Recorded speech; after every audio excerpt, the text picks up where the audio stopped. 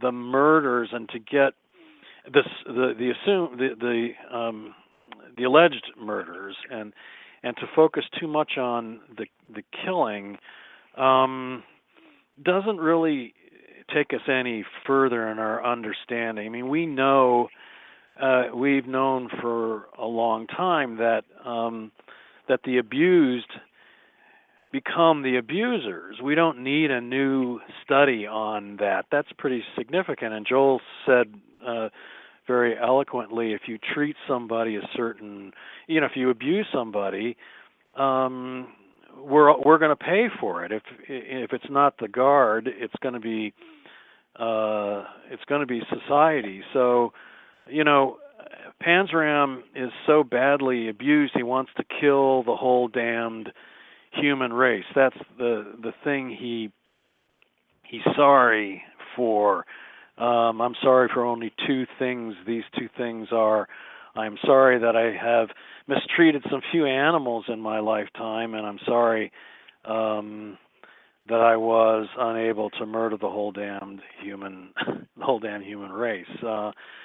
But the thing about Henry Lesser is Panzram wants to kill everybody but him. But so why? Why Lesser? Because Lesser gave him a dollar bill and paper and pencil to write on? No. Lesser was able to reach Panzram because he treated him with dignity. And we need to look into the collection and look into the autobiography for the signs of when and how Panzram changed. And there are letters to Henry Lesser where he said, you treated me well, and I thank you for that. And he didn't say this, but you could tell he cared about Henry because Henry treated him with dignity as a human, And the thing that he's revealing when he said he's very sorry for abusing animals is, and he often says, heaven would be me and an animal and a dog on the beach somewhere. Dogs and animals, they give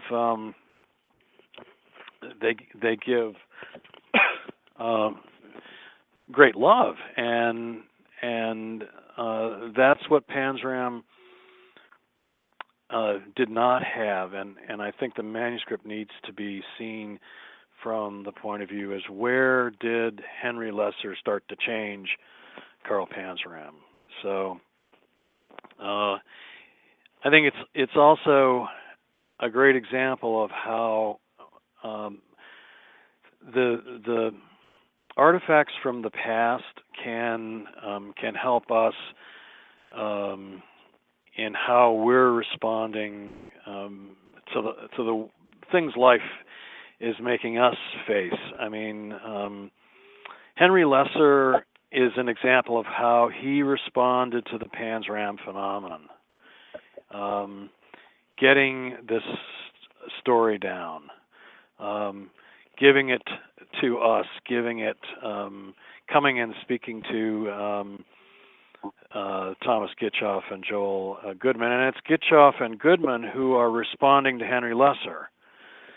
And John Borowski is now responding. So what the papers are is a way now for us to get involved in it and respond to what life is showing us now. And so we shouldn't be concerned about and get involved in the serial killing. The killing is the least important. It's to see where did Henry Lesser change Carl Panzram, and you can discover it. Well, I'll tell you what, you said yourself, I'm not a, Carl Panzram expert, I'm not an expert on this, but you came in and you gave a lot of just good feedback, a lot of good stuff here, and I think you played an important part in our show tonight, so I really appreciate it. If there's anything at all you want to throw out, contact info, for anybody that wants to talk to you, go ahead and throw it out. Well, you can find the Panzram collection at San Diego State University Department of Special Collections in the library. And if you just Google Carl Panzram papers, San Diego State, the links will be obvious. And the actual finding aid to the papers has a long URL, so I won't give that to you. But the Department of Special Collections at San Diego State, the Special Collections is in the library, and you can view the entire autobiography. You can view Killer's Guard, the interview with Henry Lesser, done back in 1979. You can get links to the books by Gaddis. Gaddis and Long did two in 1970. You can link to our record for Killer, a Journal of Murder, and then in 2002 that was reprinted as Panzram, a Journal of Murder. So San Diego State Library, Department of Special Collections. It's all there. Well, you are absolutely awesome. I really appreciate it. If there's anything else you want to throw out, go ahead. If not, we'll probably talk down the line, maybe about a different subject. Who knows? Okay, well, thanks for having me. It was a pleasure, and you're doing good. Well, I appreciate it. Take care, Rob. All right, you too. Bye-bye. And that was Robert Ray. Again, he works at San Diego State University.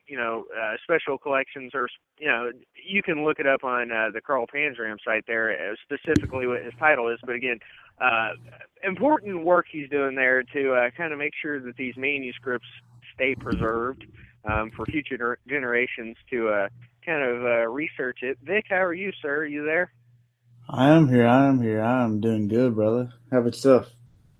Well, I'm doing well. I apologize to everyone that I was unable to deliver John Borowski. Kind of fell off the map on me about a week ago, so did my best. But but I tell you what, I will say this, and I don't mean to pat myself on the back, but I thought the two that we had on were absolutely fantastic. What did you think?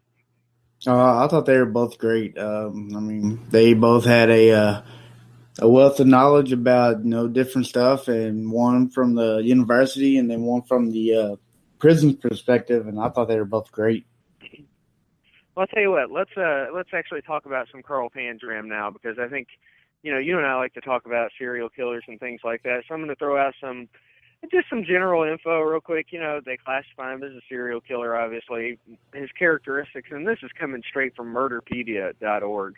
Which, again, you can find this same stuff in different websites. But first one I pulled up, but, pretty much this info is across the board, is accepted as the things here. Although, I'm curious how much is actually true and what's not. But characteristics of his crimes were robberies and, well, sodomy, Vic. I have heard a lot about that. It was kind of a huge characteristic of his crimes.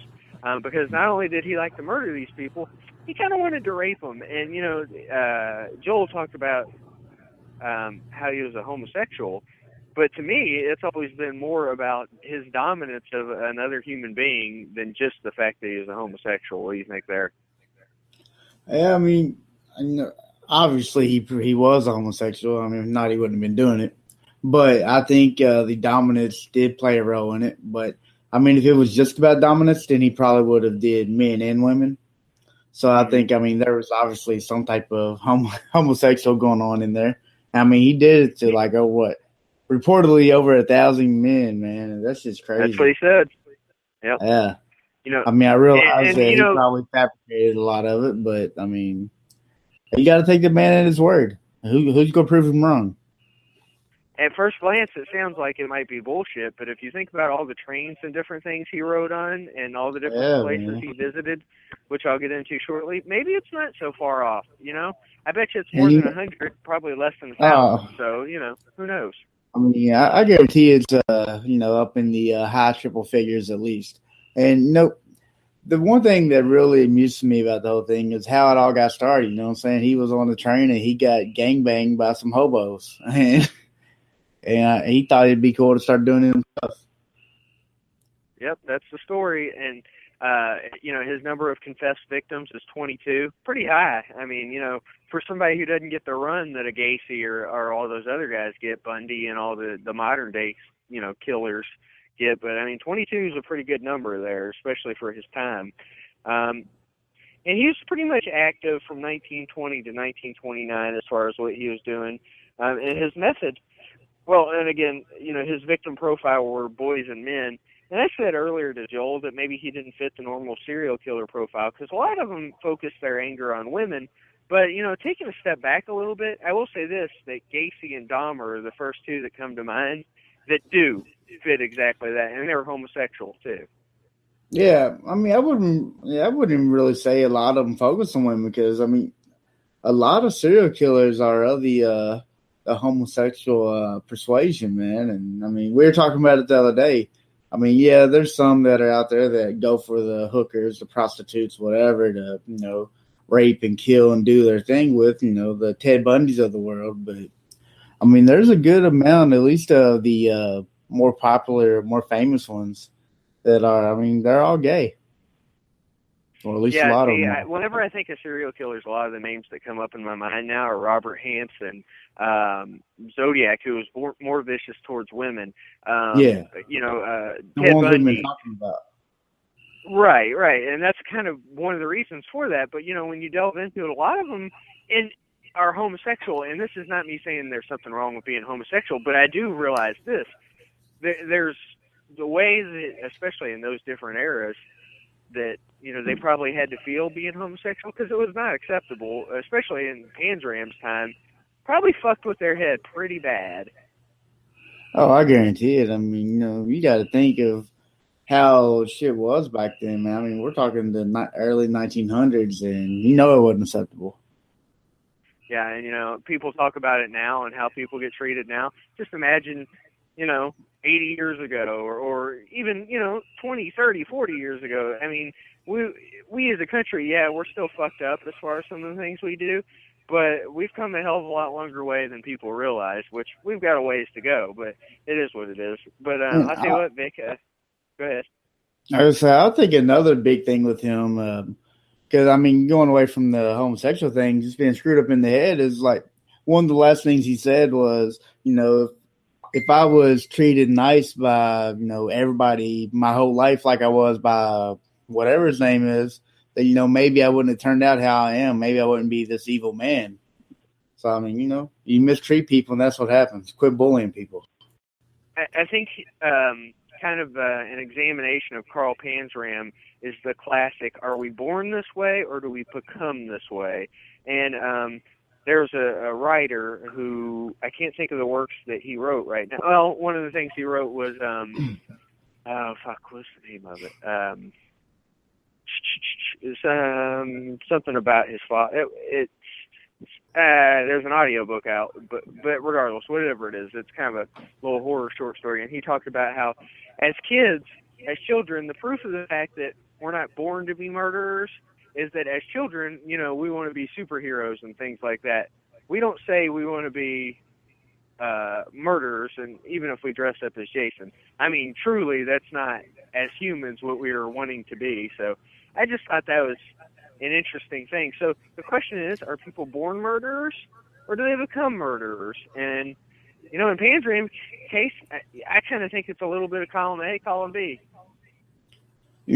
Man, see, that's a slippery slope, I guess. But I think you become a murderer. You just don't come out, you know what I'm saying? I mean, yeah, you got to be messed up in the head a little bit. It don't just, hey, all of a sudden I'm a killer. But I mean, it's got to build over time, I guess. I mean, don't get me wrong. There's probably people out there that, they just click one day and it happens. But I don't think you're born with it or born as a killer or a murderer or whatever. But I also don't think you just, straight up, hey, I'm a killer one day. Yeah, it's funny because, I guess the question there is, did genetics play a role in it?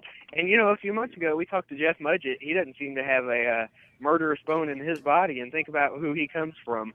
But I will say this. He did talk about that the impulses have been there from time to time. So maybe that's genetic. Who knows?